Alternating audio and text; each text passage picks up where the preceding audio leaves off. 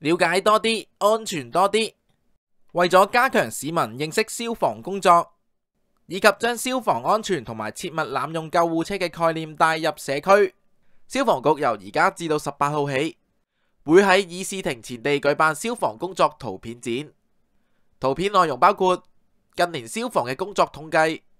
滅火救援同埋救護工作、防火同埋燃料安全嘅宣傳工作、慎用救護服務宣傳工作、消防局日活動、消防局開放日同埋消防救護車輛同工具介紹等等，藉此加深市民了解消防嘅工作，從而提升市民大眾嘅消防安全意識同埋慎用救護服務，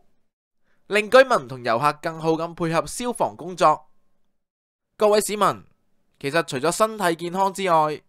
家居安全都好重要㗎，所以大家得閒呢，就一定要去噴水池參觀一下呢個消防工作圖片展啦。反正了解多啲，對自身嘅安全保障都多啲啊嘛。